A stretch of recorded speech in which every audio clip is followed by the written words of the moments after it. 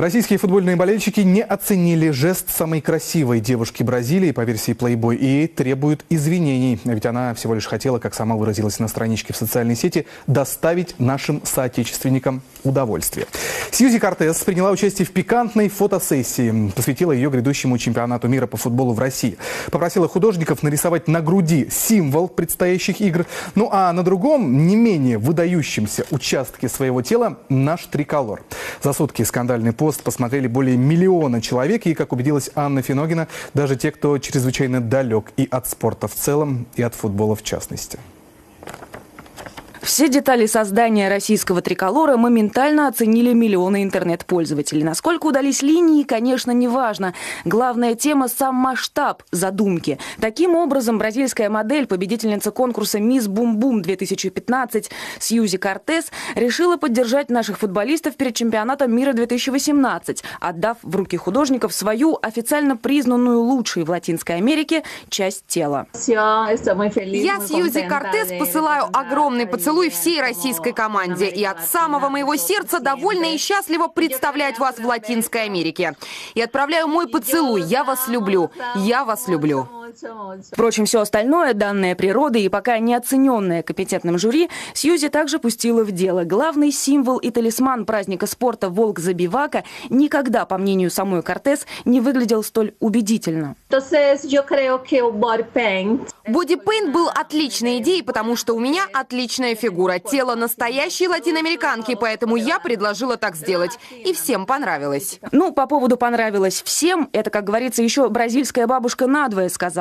Попытка поднять дух российской сборной таким вот образом вызвала много шума. Мнения разделились. Одни преданные фанаты спорта положительно отнеслись к стараниям «Мисс Бум-Бум». Если таким образом девушки с такими формами рекламируют чемпионат мира по футболу, так в этом же нет ничего плохого, правильно?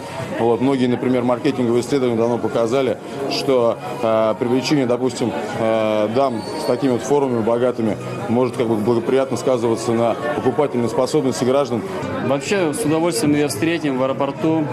Даже можем себя поселить, если в этом будет необходимость, помочь с нанесением перформанса и разной атрибутики. Кроме того, нашлось немало и тех, кто выразил желание своими собственными руками бразильскую модель, что уж тут скрывать, засудить за оскорбление российского триколора. Нужно привлечь за оскорбление национального символа и запретить въезд в Россию. Видно ли дело триколоры на... Нашла, где государственный флаг России нарисовать. Ненормальная. Даже не знаю, повезло ли российскому флагу. Не оценила бразильскую форму самовыражения и наша отечественная официальная муза футбольной команды Елизавета Беляева. Она с 8 лет посещает все матчи любимой команды, потому уверена, поддерживать игроков можно и нужно, не снимая одежды. Если уж девушка хочет поддержать команду, то нужно приходить на стадион, и это будет больше пользы. Сьюзи она скорее себя пиарила, чем нашу сборную.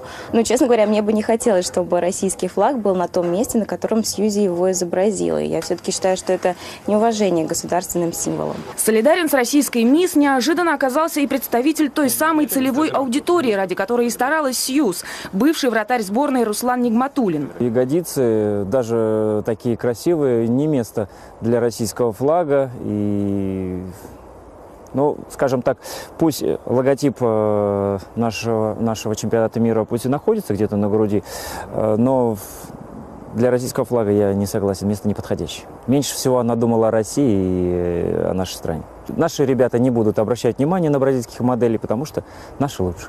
Впрочем, такое заявление Кортес вряд ли расстроит, ведь все ее большое латиноамериканское сердце, как оказалось, принадлежит другому нашему вратарю. Мне больше всех нравится вратарь Акинфеев. Он отличный вратарь, отличный футболист. И хоть я не эксперт в футболе, для меня он лучший игрок в России. Модель собирается даже выучить несколько русских слов, а пока она их не знает и гневные комментарии россиян прочитать не может, а потому вынашивает новые планы стимулирования футбольной общественности и ждать очередного перформанса от Бум-Бум совсем недолго. Анна Финогина, Екатерина Сафронова, Даниил Левин, Сергей Карандеев, Никита Забродин, телекомпания НТВ.